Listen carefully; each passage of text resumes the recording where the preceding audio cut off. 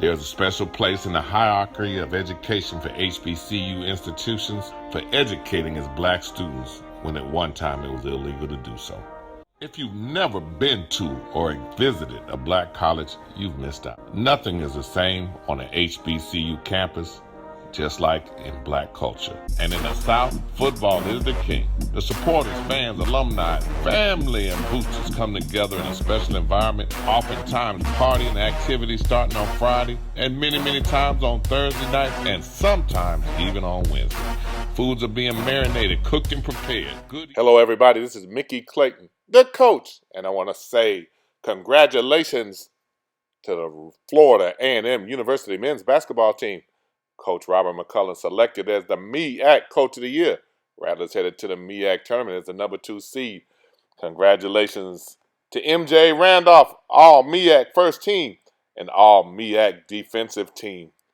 Then you got a rookie, Jalen Spear, made the All-Rookie team. Congratulations. We know it's not done yet. What happens really in the conference tournament is what decides it all for you, but we're proud of you. And we got a special show for you today. We hope that everybody enjoys it. And with me today is MJ Randolph, a junior. He was preseason All-MEAC, which I really thought, I said, coaches voted in preseason All-MEAC. I said, okay, that's some hype that he got to live up to. And the young man lived up to it. Tell me, did it put extra pressure on you when they did that, or did you receive it, didn't pay any attention, or you felt good about it?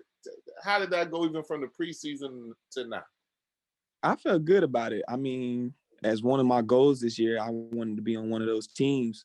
So, I mean, it wasn't no type of pressure or anything like that. It's just one of the goals I wanted to complete this year. I'm an older guy on the team, so just receiving this award was good for, the freshmen. So maybe when they get to this day or to this year, they will have the same goals. So it's just basically just holding yourself accountable and pushing yourself for real, for real. It had to be a terrible situation to be in because you don't know when you're playing. I saw some clips you guys were practicing, with your mask and you're in a pandemic. And I think, we only had one guy at FAMU that contracted the virus during the course of the season. Right. Well, tell me, what was the biggest difference this year with COVID-19? You just had to be very disciplined this year. It's just like your normal life is kind of put on pause a little bit in a way because you're not going out, you're not doing everything that college, that people say college would be. Like, the parties, just the gatherings and stuff like that. You have to put a pause on it, especially if you want your season. And that was one of the biggest things as a team. We had to come together as a team and agree upon that we had to make some sacrifices this year if we wanted to play and keep playing, because every day a game would be canceled or, somebody comes up positive, you had to sit out 2 weeks. So it was just to a point where we just had to figure out what was more important. And we only had a problem with it one time. So I think we did a good job with it this year. Everybody chose the route to, sacrifice. And I'm just thankful that we got to play this season because I really don't know how it feels to sit out a season because my whole life I've been playing basketball every season. So if the season was canceled, I really wouldn't know what to do. So I'm just thankful I got to play this season. And played you did. You had an excellent season, and the team did very well, seeded number 2. And, you got first team All-MEAC honors, and you lived up to the hype, Mike. I appreciate it. And now I got to mess with you. How it feel to be playing for the MEAC Coach of the Year? It feels great. I mean, Coach McCollum, when I was playing down in Orlando with CP25, he came to see me one time. And after that time, he called me, he offered me, he gave me a shot to play at Division I level. And I'm just forever thankful, forever grateful for him, coming to see me, believing in me, and believing that I could be a good player on this level. So a great coach, very detailed, makes everyone push themselves, out of their comfort zone. And that's one thing I like about coach, and that's one thing I learned from him. You know, he definitely made me a better player, but even off the court, you know, coach brings up things in the world and just relates them to us because, you know, at times as a young man, you might see things on the internet and feel it's not important, or you might not see the way he sees the things. And basically he just breaks it down, and things in the world we might not see that we might brush off on if we see on the TV. He brings them up in practice, explains it, and just relates it to life. And that's what I like most about Coach. So that's a well-deserved honor toward him, and I'm glad he won it. Well, give me your favorite Coach McCollum story and impersonation. Impersonation. I'm not too good at impersonations, but my favorite story, it had to be tough.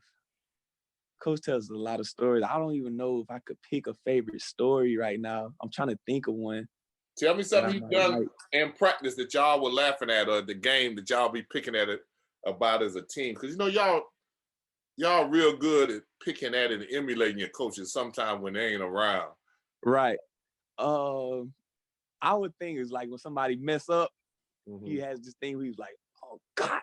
Like it's like a little saying he says, and just like certain actions. I really don't know how to impersonate people good that well. So I just let them do it, and I'm the one that laughs at it.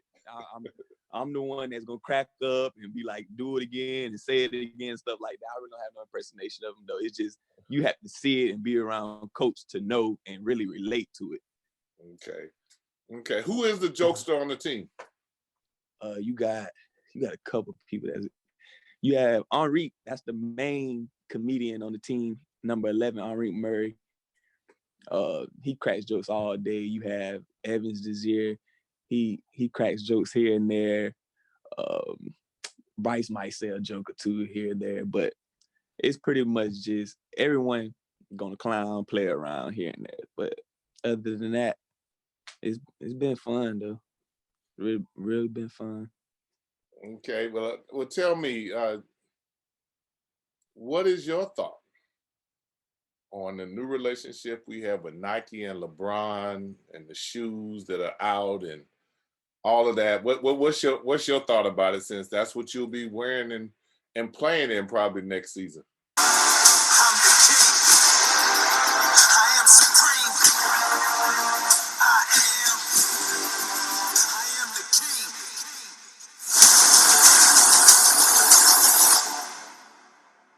I was excited when I found out. I was like, no, ain't no way LeBron, like there's no way. And then when I logged on Instagram and I seen him post a picture with the shoes in his hand. So I'm like, okay, they're the colors, but I want to know if they really, you know, pertain to FAMU. And then in the game, they took another picture and they put it on Instagram where they had like the details. And I seen like FAMU on there. So I'm like, man, this tough. So I was excited. I'm glad, you know, the program is able to have a player like him, you know, represent us and stuff like that. Because, you know, Bron is probably one of the greatest ever to play. So I was excited. The team was excited. And I feel like it's just great for the program and overall, you know, as far as just recruitment and everything that goes on. I feel like just HBCU, I feel like it's finally growing, because I know when I first came in, it was kind of a thing like, okay, you're going to HBCU or whatever, you know, they're not a big school here and there. But you know, with everything going on in the world now, people are actually looking at HBCUs to come play at. So I feel like it's just growing. And I feel like what Bron did is going to make more recruits, more top players come to HBCUs. Oh, that's for sure. That we're really excited about it. And I know in the days I recruited, everybody really likes to be able to know what shoes you wear, the gear you wear, and that kind of thing. And wearing Nike can never, ever hurt you. Yeah, at all. I think Nike is one of the top brands right now anyway. So it just, you see that Nike check, I think pretty much everybody will follow that. I don't think nobody will go against Nike. So. Well, as I appreciate you. We have a different kind of relationship. You and I, you were with some of the students that we had running our program with sites. And MJ is a talented and opinionated young man that he doesn't mind sharing his thoughts on different things. We talked about COVID-19 and relationships and different things with some of the students from all over the country, some from high school, some in HBCUs. And Mike was one of those people that his coach recommended for that, and he actually did a real good job. And once again, I'd like to say congratulations to you. Thank you. We know that you actually have the MEAC tournament that's coming up, and we like to wish you a lot of success. And it's going to take a lot of individual discipline and team discipline to be able to be there and do the things you need to do to be successful. Right. I appreciate you. I appreciate you having me today. Thank you, Mike. We'll catch you and we'll follow you. Yes, sir. Okay. Take care, Mike. All right. Yes, sir. 5, 4, here we go. Roger. With the coach, Mickey. What's up, y'all? It's Michael Randolph Jr. I'm from Pensacola, Florida, second-year pre-physical therapy student at Florida A&M University. In the future, I want to be a professional basketball player or physical therapist. In high school, I was in the sports medicine program, basically where we went to chaperone physical therapists and athletic trainers to see if we really wanted to do that in life. And also, I volunteered with younger boys that didn't have a father or a brother in their life, just giving them someone to look up to and to look at and, want to be like. But during this quarantine, the good thing is that you get to spend time with your family and, you get to see who you really are and just find out who you are. And the bad thing that I found out by myself was I suck at Connect Four. I was just making some careless errors, but we ain't going to talk about that. But, yeah, this is me, Michael Randolph Jr. Nice to meet you guys. Like us on Facebook. All righty, MJ. All right, coach. Yeah, you make sure, you try to hold up being on time, unlike your coach. Unlike your coach. But we got you, MJ. We'll holler at you later. All right. Hey.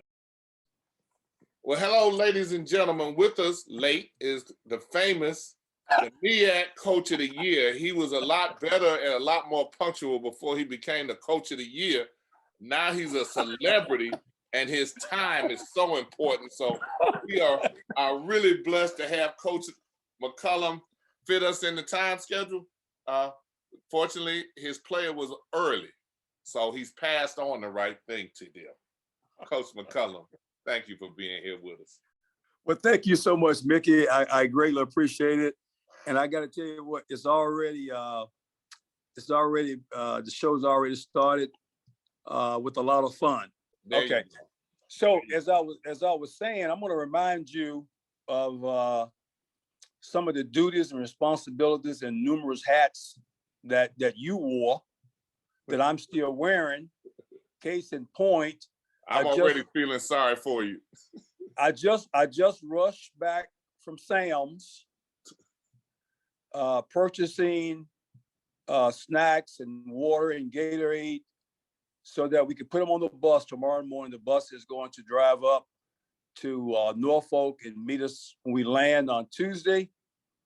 And so I know you can relate to that. Well, And Coach, so, at least you getting a chance to fly up there in the bus, meet you there. We had to fly up there, period. well, you know what? Well, no, but I and all of that's a credit to Courtney Gaucher, and I mean that sincerely. Coach, first of all, congratulations on a great season during the most tumultuous basketball time in the history of sports. To be able to do what you have done with the Florida A&M men's basketball team, from traveling all over the country in preseason amid COVID-19 protocols, concerns, not knowing if you're going to play, or not play, and then be able to finish with a second seeding for the third consecutive year with a winning conference record. My hat off to you, because it's exceptionally hard to be able to play up and down the road and then get those guys ready to play for conference competition. Congratulations, Coach, on a job well done. Well, thank you so much, Mickey, and it's truly a credit to my staff, to our players, and any individual awards. I'd be less than honest or the person that I should be if I did not acknowledge them, because they really, I have a great staff. I love my staff. They're well-rounded. The buy-in of our players. And that started my first year here with a group of players that I inherited. And it goes back to Des Williams, Marcus Barham. And because they bought in, they made it easy for each subsequent class. And then I'll also add the support of Court Negotiate. Support that he's provided has gone a long way in terms of giving us, you just feel, you can't help but notice it. And all of the places that I've been, you support comes in different shapes and forms. But he and his staff, they travel to away games with us. They, after every home game, win or lose, they're in the locker room. He's gone out of his way to, for example, to make sure that we fly to Norfolk instead of busing. Yes. So just things like that. So again, he deserves a lot of credit for the direction the program is going. Well, we've always said that administrations win championships. And by the support they give to the coach and the players, that makes a huge difference in their ability to be successful. And very glad that you're getting that support from your athletic director. That's where it has to start from, and the president, and them giving you the things that you need to do. And sometimes because of the success that you're having, tweaking travel arrangements, which is big. On that bus, we have been on the bus to DC and played Howard and Morgan on the bus, and men and women, and came back on that one bus. So we know about those bus rides, and we're glad that the kids don't have to, quite experience that, and that, things are getting better. Well, my first year here, the team bused to Norfolk to the tournament. So again, I can certainly relate to what you're saying. Yes, sir. And I see that you still ended up with a lot of those guaranteed games. I have my own personal feeling on that, but you have to be able to go out and make some money to bring it back into the athletic department. And during a year when we didn't have football, whatever you did in guarantee games had to be critical for the financial success and stability of our athletic program. Well, I think it went a long way, and Courtney and his team acknowledged as much. And of course, I'll say this kind of sort of give you the brief version of it. So we signed several contracts prior to knowing that COVID-19 would impact the season as great as it did, in terms of, causing the cancellations and postponements and that type thing. And so because the rates continued to increase in early November, around the time of the scheduled start of the season, which would have been around November 10th or 11th, the season was pushed back for 2 weeks. So any game that you was scheduled to play prior to November 25th, that gave those schools an out. That meant those contracts were null and void. Okay, so now if, say, you all could find a mutual date, now that same school did not have to pay you that 85 to 100 grand that we would have gotten pre-COVID, pre-postponement of the start of the season. So then those games that you had scheduled after November 25th, Okay, I think we only had one such that where we got the 90 grand or whatever that we were originally scheduled for. So there were a couple of games that we rescheduled. You reschedule those games at about 50% of what your original contract called for, because the NCAA postponed the start of the season again, which gave those teams that were offering the guarantee money, it gave them an out. And we were sort of able to rebound and add a couple of games late.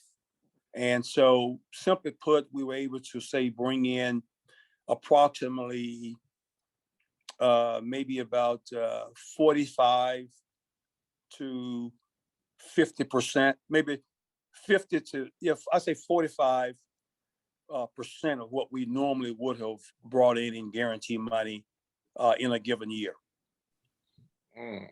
Okay, now I have a question that's going to require a little bit of thought, or maybe you already know the answer, the sharp fella that you are. At what point in this chaotic season did you realize that you might have something special on your hands here with this team? Well, I felt that way prior to the start of the season. That's what you told me. Based on how we finished the previous year at 10-6 in conference play, the returning players as well as the recruiting class. So many possibilities still ahead of us, because at the end of the day, unless we win our conference tournament, it would not matter how well we played in the preseason or in conference play. We still would have to go back and duplicate that and win the MEAC tournament in order to advance to the NCAA tournament. Right. Well, Coach, I appreciate that, such an extensive answer. I almost forgot what I asked you. But again, it's such that I thought it required that just from the standpoint to just try and paint a picture of the impact of COVID, and just kind of talking about specifically some situations that prevented us to be shorthanded, throughout the season, because you know from having coached, for most of your life, that there's nothing like being able to simulate game situations in practice. And when you have to rely on so many walk-on guys in practice, you can't create that same level of competitiveness in practice that you need. And so I thought for the first time during my tenure here that would not be the situation in practice. And I also thought we'd have greater depth than we'd had the previous 3 seasons. Well, Coach, being under COVID-19, first I was just pulling your leg anyway, but it's just so much that has gone on, and you have been able to handle it in an exceptional manner. And I say to our guys on the bench weekly, I will get ready, and then perhaps my chance will come. We have a player, Trajan Davis, from Leon, who's from Leon. His dad played at FAMU. I would tell you, Mickey, he probably played 10 cumulative minutes the entire season. Trying to balance everything and having the knowledge that they have, trying to get back to me. And the good in it is I get to learn a lot more stuff that other people don't have. So that's one good side. And it's just the experience they have, they pass time to me. And the bad is if I know something and I think I'm right, and I try to tell them that it's not going to work out. They going to win every time. So that's kind of gets me a little bit. But I learned points, 8 rebounds in 14, 15 minutes. And was a difference maker. I'm excited for several reasons. The first reason I'm excited because we have a group of guys that have not played. Bryce Moraine was a redshirt freshman, and I think he may have played sparingly. We beat Howard the first game and lost to the regular season champ Hampton by 4. And until Hampton lost in the championship game, we were the last team to beat them that year. So Bryce Moraine might have played sparingly, but Cameron Reeves, a senior guard, had knee surgery that year, tore his meniscus. DJ Jones sat out that year. That was just transfer. You transferred from Tulane. So Bryce Moraine is the only player on the roster that's ever appeared in a MEAC tournament.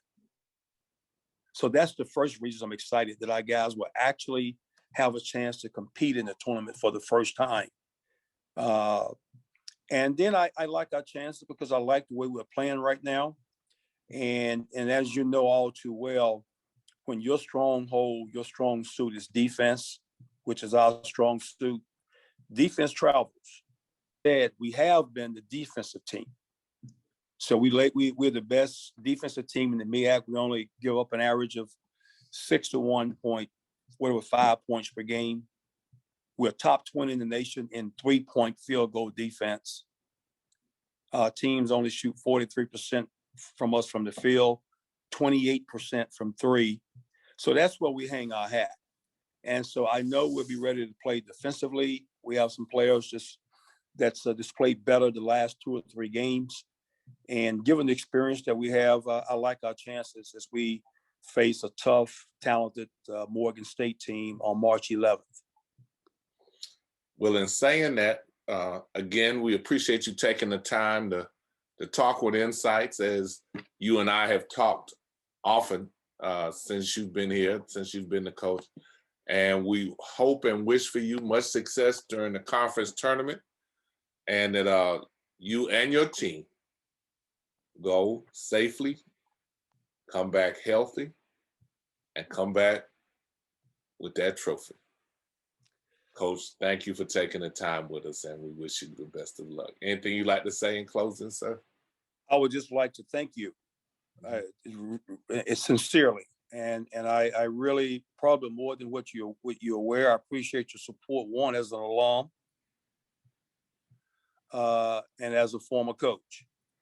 And so those are 2 very important hats or roles, whatever, that will always be a part of you. And as a result, it enables you to relate to a lot of things that current coaches, including me, are going through. And particularly me, because you sat not only in the head coach's seat, but the head coach at FAMU of both men and women, which is really very, very, very unique. But again, you and I've had any number of conversations about the importance of former players providing support. And so I want to thank you, because you've done that from the first time I reached out to you when you didn't have to do it. And you've extended a helping hand however you can. And that's much appreciated. We got the least for this. Daytona Mainland put their most athletic player on the ball. 3 seconds left. 3 seconds left. Turnover. And he shoots a 3. Oh my goodness. And hit the 3. And hit the 3. And hit the 3. And hit the 3.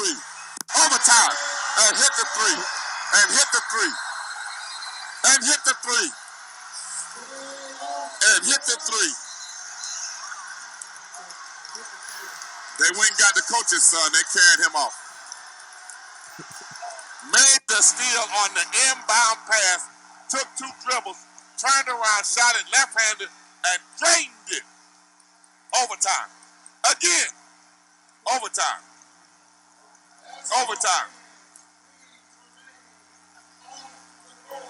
Overtime.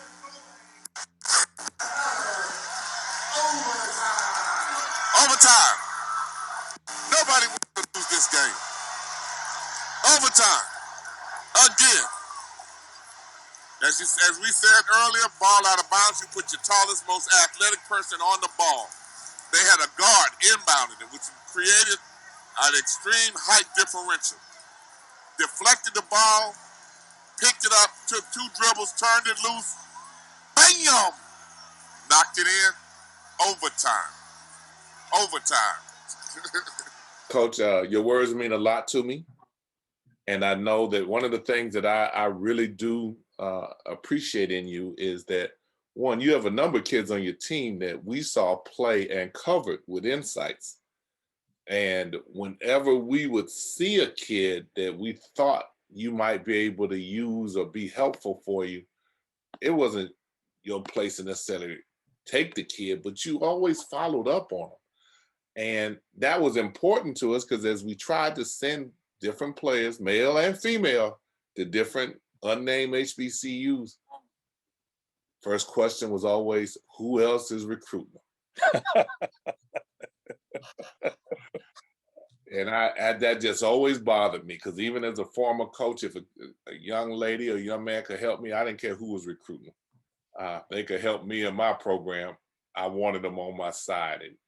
And you have a number of guys that we saw play, including your left-hander from Daytona, when we saw him play at Embry-Riddle with Mainland and Seabreeze, and he hit a big three, send the game to overtime. It was a triple overtime game. We went to Daytona, and they treated INSiiGHTS very, very well down there. We interviewed everybody. They brought everybody. We were ESPN. We really appreciate the love they give us down there. But we love to see these guys and these young ladies end up at Florida A&M and help build a successful program. And Coach McCollum, a lot of that is just how you are, and we appreciate it. A player may be good enough, but the timing may not be right. We recruit based on needs. For some years, we don't have a need for a particular position. That doesn't mean he's not good enough or he wouldn't be a good fit.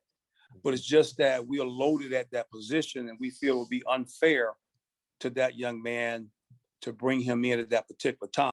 I always appreciate having the opportunity to talk to you. You and I will talk again. Go Rattlers. And once again, ladies and gentlemen, I hope that you've enjoyed having an insightful conversation with the MEAC Coach of the Year. Thank you very much. Go Rattlers. Stay up to date with the latest from INSiiGHTS. Visit our website at INSiiGHTS.com. 2 I's in the middle, INSiiGHTS. INSiiGHTS is a copyright of MEAC 4 Enterprises, a Florida corporation. This broadcast is produced under the exclusive ownership of MEAC 4 Enterprises and is the intellectual property and trademark of MEAC 4 Enterprises. Comments of the host and other individual speakers on INSiiGHTS represent the independent thoughts and representation.